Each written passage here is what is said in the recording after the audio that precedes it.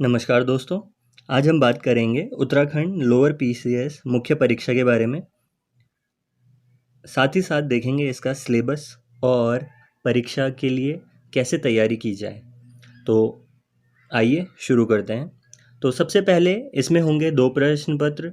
पहला है सामान्य अध्ययन का और दूसरा है निबंध और आलेखन का। तो आइए बात करते हैं पहले प्रश्न पत्र की। इसमें आपको समय मिलेगा 3 घंटे और अधिकतम अंक हैं 200 और 20 प्रश्न होंगे आपके सामने और जो 10 अंक के होंगे, 10-10 प्रति। और शब्द सीमा जो है वो है 100 शब्द।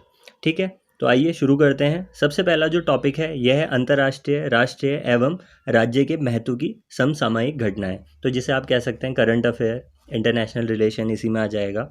तो यहाँ पर देखिए, गठबंधन सरकार व्यवस्था जो आप 1990 से 2014 तक देख चुके हैं। उसके बाद है आर्थिक उदारीकरण। इसमें हम एलपीजी रिफॉर्म 1991 इसकी बात करेंगे। आर्थिक मंदी ये 1930 और 2008 दोनों समय की और इससे रिलेटेड जो भी कॉन्सेप्ट होंगे। अगला है क्षेत्रीय अतिवाद, बढ़ता क्षेत्रवाद एक तरीके से। पृथकतावादी आंदोलन जिसमें नक्सलवाद, माओवाद, इन सब की चर्चा होगी। सलवा जुडम जो एक आंदोलन था नक्सलवादियों के खिलाफ। राष्ट्रीय सुरक्षा, आंतरिक सुरक्षा, सामुदायिक सौहार्द और अंतर्राष्ट्रीय परिदृश्य में जैसे नाभिक नीति मुद्दे एवं विवाद। भूमंडलीकरण का विकासशील देशों की सामाजिक आर्थिक परिस्थितियों पर प्रभाव। ठीक है, और वैश्विक खाद्य संकट जो आजकल एक बहुत महत्वपूर्ण मुद्दा बना हुआ है, इस सब के ऊपर चर्चा करेंगे अन्य वीडियो में।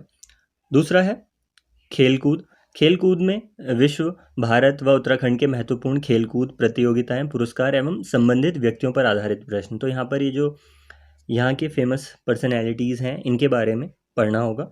अगला है भारत का इतिहास जो हम शायद बचपन से ही पढ़ रहे हैं। तो भारत का प्राचीन, मध्यकालीन और आधुनिक इतिहास, और इसके अंतर्गत भारत के राजनीतिक, सामाजिक, आर्थिक और सांस्कृतिक पक्षों की जानकारी। तो यहाँ पर विश्व इतिहास नहीं पढ़ना है, भारत का इतिहास।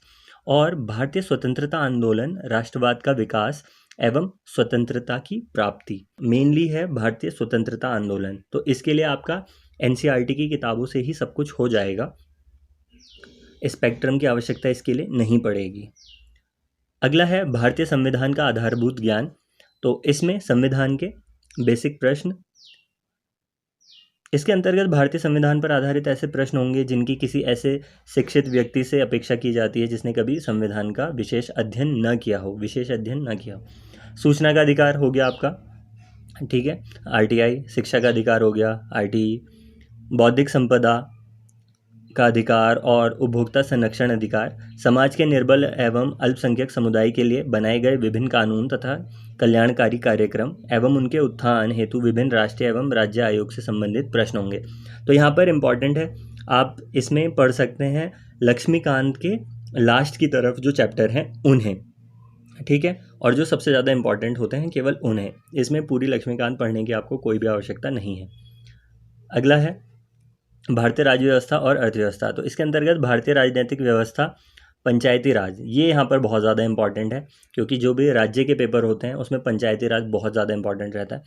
एवं सामुदायिक विकास, भारतीय अर्थव्यवस्था एवं योजना की विशिष्टताओं के व्यापक समझ से संबंधित प्रश्न होंगे। तो इसके लिए आप एनसीईआरटी पढ़ सकते हैं, ठीक है, और कुछ टॉपिक के लिए, शब्दावलियों के लिए आप डायरेक्ट गूगल की सहायता ले सकते हैं। अगला है भारत का भूगोल एवं जनांकीकी। तो इसके अंतर्गत भारत के भौगोलिक, पारिस्थितिकीय, सामाजिक, आर्थिक एवं जनांकीय पहलुओं की समझ से संबंधित प्रश्न होंगे। तो यहाँ पर आपको पढ़ना है इसमें भारत का भूगोल, विशेषकर जो आई थिंक मेरे हिसाब से हो जाता है 9th क्लास की ज्योग्राफी में से शुरू, बहुत अच्छे से दिया हुआ है। तो इसके लिए आप केवल एनसीईआरटी का ही सहारा लेंगे, इसी से ही सब कुछ कंप्लीट हो जाएगा। अगला है सामान्य विज्ञान एवं पर्यावरण।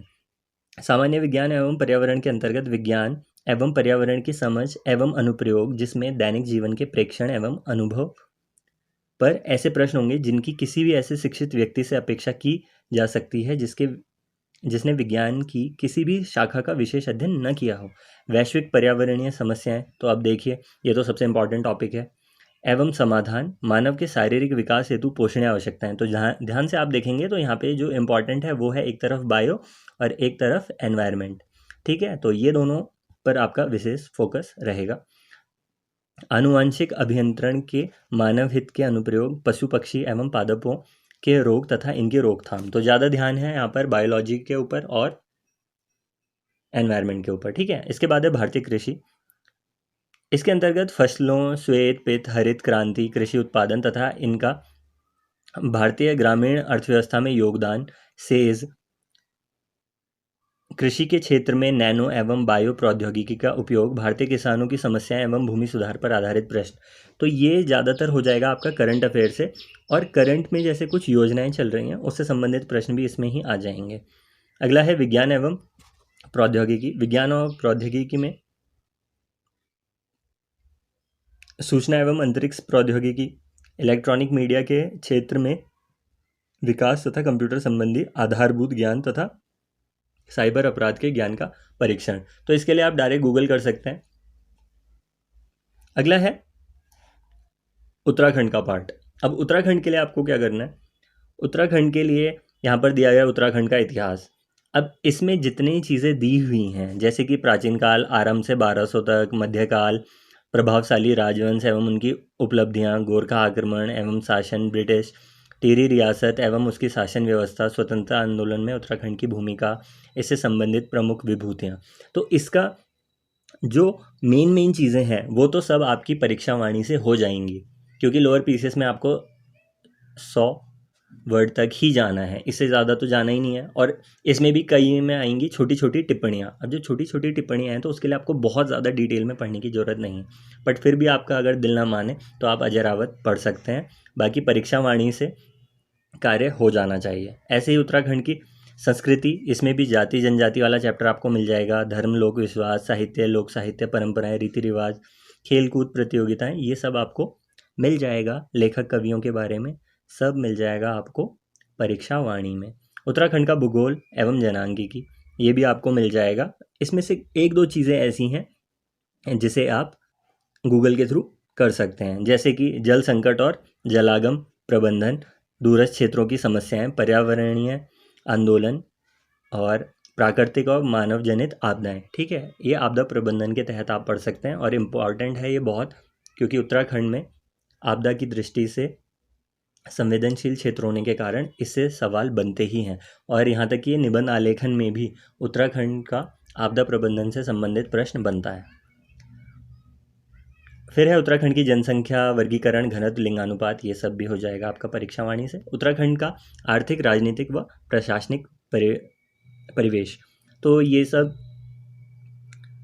जमींदारी व्यवस्था, भूमि व्यवस्था, भूमि सुधार, लगान वसूली व्यवस्था, राजस्व पुलिस व्यवस्था, ये सब जो टॉपिक हैं वैसे आपको अजय रावत में मिल जाएंगे। ठीक है, इसके बाद है आर्थिक परिवेश, तिब्बत से व्यापार, ये सब भी इतिहास वाली किताब में मिल जाएगा। और यहाँ पर हम आर्थिक और प्राकृतिक संसाधन, मानव संसाधन, प्रदेश की शिक्षा व्यवस्था एवं प्रमुख शिक्षण संस्थान, वन, जल, जड़ी बूटी, कृषि, पशुधन, जल विद्युत, खनिज, पर्यटन, उद्योग, संसाधनों के उपयोग की स्थिति, उत्तराखंड में गरीबी व बेरोजगारी उन्मूलन व आर्थिक विकास की दिशा में चली जा रही विभिन्न योजनाएं। देखिए ये बहुत इंपॉर्टेंट है, योजनाओं से संबंधित प्रश्न बहुत आते हैं और 2016 में तो सारी योजनाएं ही आ गई थी। खैर इस बार ऐसा नहीं लगता कि इतनी योजनाएं आएंगी, बट फिर भी योजनाएं पढ़ना ज़रूरी है। और अंतिम जो इसमें प्रश्न होता है वो होता है अभ्यर्थी की सांख्यिकी आलेखों एवं रेखा चित्रों के रूप में प्रस्तुत सूचना से निष्कर्ष निकालने और उनका निर्वचन करने की योग्यता का परीक्षण। तो इसमें आपको एक डेटा दे दिया जाएगा और उससे आपको कंक्लूज़न निकालना है। तो ये तो है GS1, उसका पूरा सिलेबस और कैसे इसे तैयार करना है, कौन कौन सी बुकों की हेल्प से हो जाएगा। ठीक है, तो आपको मेनली जाना है NCERTs के साथ और उत्तराखंड के लिए जाना है परीक्षा वाणी और जो ईयर बुक आती है उसके साथ। ठीक है, इसके बाद देख लेते हैं प्रश्न पत्र 2, निबंध आलेखन। ठीक है, तो ये भी है 200 अंक का और इसमें भी आपको समय मिलेगा 3 घंटे का, पर इसमें प्रश्न है केवल 5। ठीक है, तो सबसे पहला है निबंध। तो निबंध आपको लिखना है, या तो आप हिंदी भाषा में लिख सकते हैं या अंग्रेजी भाषा में लिख सकते हैं। 400 शब्दों में आपको निबंध लिखना है। तो पहला है साहित्य और संस्कृति, लिटरेचर एंड कल्चर के ऊपर। दूसरा है सामाजिक क्षेत्र, सोशल स्फेयर एवं राजनीतिक क्षेत्र, पॉलिटिकल स्फेयर। इसके बाद है उत्तराखंड का सामाजिक क्षेत्र, सोशल स्फेयर और पॉलिटिकल स्फेयर। तो जो पहला है वो सामाजिक क्षेत्र है केवल, और जो बाद में है वो उत्तराखंड का सामाजिक क्षेत्र, ठीक है। अगला है विज्ञान, पर्यावरण एवं प्रौद्योगिकी, साइंस, एनवायरनमेंट एंड टेक। इसके बाद है राष्ट्रीय अंतर्राष्ट्रीय घटनाक्रम, नेशनल एंड इंटरनेशनल इवेंट्स। इसके बाद है प्राकृतिक आपदाएं, यथा भूस्खलन, भूकंप, बाढ़, सूखा आदि, देखिए जिसकी मैं अभी बात कर रहा था, आपदा से संबंधित। इसके बाद है हिंदी सारांश लेखन। तो इसमें क्या है, ये भी 50 अंक का है। पहला तो है उचित शीर्षक बताना होगा आपको, उसके बाद सारांश लिखना होगा, और कुछ रेखांकित अंश होंगे उनकी आपको व्याख्या करनी होगी। तो ये भी होगा 50 अंक का। इसके बाद है हिंदी आलेखन। हिंदी आलेखन में क्या है कि यहाँ पर आपको शासकीय, अर्धशासकीय पत्र, कार्यालय आदेश, कार्यालय ज्ञापन, परिपत्र, विज्ञप्ति जिसे आप अधिसूचना भी कहते हैं, निविदा सूचना, टेंडर, टिप्पणी, ठीक है, ये सब आपको करना है। और ये भी जो आपका होगा ये होगा 50 अंक का। इसके बाद आपके पास आएंगे अनुवाद के 2 प्रश्न, एक है हिंदी गद्यांश का अंग्रेजी में अनुवाद और एक है अंग्रेजी गद्यांश का हिंदी में अनुवाद। तो ये भी 25-25 अंक के आएंगे, और टोटल इस प्रकार हो जाएंगे आपके 200 अंक, ठीक है। अब यहाँ पर तैयारी करनी कैसे है, देखिए जीएस पेपर के लिए करना क्या है। सबसे पहले अपने पास रखिए सिलेबस, उसका एक हार्ड कॉपी निकाल लीजिए, और जिस भी टॉपिक को आप शुरू कर रहे हैं उसे गूगल कीजिए, चाहे एनसीईआरटी से पढ़िए, उसे टिक कीजिए जो आपने कंप्लीट कर लिया है। किसी भी चीज़ में पीएचडी करने की कोई भी ज़रूरत नहीं है, आपको केवल 100 शब्द लिखने हैं, तो आप 150 से 200 शब्द तैयार कीजिए। क्योंकि अगर आप बहुत ज़्यादा कंटेंट तैयार करेंगे तो पेपर में ये दिक्कत हो जाएगी कि समझ ही नहीं आएगा कि इनमें इंपॉर्टेंट कौन सा है और लिखूँ क्या, और उसी कन्फ्यूज़न में नंबर कटेंगे। गूगल की जितनी हेल्प हो सके लीजिए, ठीक है। और एनसीईआरटी बुक्स को ज़्यादा अच्छे से पढ़िए, क्योंकि आप देखेंगे कि प्रश्न जो आएंगे वो हूबहू ऐसे आएंगे जो एनसीईआरटी में भी लिखे होंगे। क्योंकि यहाँ पर अमूर्त टाइप के क्वेश्चन नहीं पूछे जाते, सीधे सीधे प्रश्न पूछे जाते हैं। संविधान के बारे में डायरेक्ट क्वेश्चन आएगा, जैसे पहले एक प्रश्न आया था पिछली बार कि मूल कर्तव्य के बारे में बताना था, तो कुछ भी नहीं है, डायरेक्ट क्वेश्चन आएगा, कोई घुमा फिरा हुआ प्रश्न आना ही नहीं है। अगला है उत्तराखंड जीएस। उत्तराखंड के भी अगर आपने अच्छे से पूरी परीक्षावाणी तैयार की है, ईयर बुक पढ़ी है, यहाँ होने वाली योजनाओं के बारे में पढ़ा हुआ है, तो कोई दिक्कत नहीं है, ठीक है। अब मेन चीज़ है आंसर राइटिंग। तो आंसर राइटिंग क्या करनी है, आंसर राइटिंग से पहले सबसे पहले आप तैयार कीजिए अपने पास कंटेंट। अब अगर आपके पास कंटेंट है तो तभी तो आंसर राइटिंग होगी। अगर आपके पास कंटेंट ही नहीं है, आपने पढ़ाई ही नहीं कर रखी है, तो आंसर राइटिंग भी नहीं होती। अपर पीसीएस में जीएस के पेपर में करनी है वैसी यहाँ करने की ज़रूरत नहीं है, क्योंकि यहाँ पे कुछ प्रश्न जो हैं वो 2.5 अंक के होंगे, तो 2.5 की जो टिप्पणियाँ होंगी उसमें कुछ विशेष लिखने की ज़रूरत ही नहीं है। जो इम्पोर्टेंट फैक्ट होगा आपको वो लिखना है, जो उस योजना का या जिस भी चीज़ के बारे में बात होगी उसका उद्देश्य क्या है ये लिखना है। तो इतने में ही आपके 25 शब्द हो जाएंगे, तो इसमें तो कोई दिक्कत ही नहीं होगी। रही बात जो बड़े प्रश्न है, उसमें भी कोई इस तरह का प्रश्न आपको नहीं मिलेगा जिसमें आपको कोई रूपरेखा बनाने की ज़रूरत पड़ेगी कि आप पहले इंट्रोडक्शन लिखेंगे, फिर मुख्य भाग लिखेंगे, फिर कंक्लूज़न लिखेंगे, क्योंकि केवल आपके पास 100 शब्द हैं और इसमें इतनी सारी चीज़ें होंगी ही नहीं, ठीक है। तो आपको फैक्ट अच्छे से तैयार करने हैं, उद्देश्य तैयार करने हैं, 2-4 मुख्य बिंदु अगर आपको टॉपिक के हर विषय पर आ रहे हैं, हर, तो आप आराम से इस पेपर को क्लियर कर जाएंगे, ठीक है। अब यहाँ पर कुछ विशेष बातों का ध्यान रखने की ज़रूरत है, जैसे कि एक आपकी राइटिंग अच्छी हो। अगर आपकी राइटिंग अच्छी होगी तो आप अच्छा स्कोर करेंगे, ये सिंपल सी बात है। साइकोलॉजिकल असर पड़ता है हर एग्ज़ाम में आपकी राइटिंग का। कई लोग बोलते हैं कि नॉर्मल राइटिंग भी होगी चल जाएगा, गंदी भी होगी चल जाएगा, ऐसा कहीं नहीं होता। जितनी अच्छी राइटिंग उतना एक्स्ट्रा एडवांटेज, ठीक है। बस आपका कंटेंट भी सही होना चाहिए, केवल राइटिंग नहीं। तो राइटिंग कंटेंट आपका अच्छा है तो आप औरों से लीड ले लेंगे, ठीक है। दूसरी बात, सफाई का ध्यान रखना है, काट फीट ना करें, गंदगी ना मचाएं पेपर में, ठीक। वरीयता आप किस चीज़ को देते हैं ये ज़रूर ध्यान में रखें। जो इम्पॉर्टेंट फैक्ट होता है या इम्पॉर्टेंट बात होती है वो सबसे पहले आनी चाहिए, और जो थोड़ी उससे कम इम्पॉर्टेंट होती है वो फिर नीचे आनी चाहिए। तो इससे एग्जामिनर पे प्रभाव पड़ता है कि जो इम्पोर्टेंट बात होती है वो पहले हो जानी चाहिए, ठीक है। तो अगर आप इन सारी चीज़ों का ध्यान देंगे तो आपका लोअर पीसेस बहुत इजीली क्रैक होगा। अगले वीडियो में हम बात करेंगे कि जो निबंध और आलेखन का पेपर है उसे कैसे क्रैक किया जाए।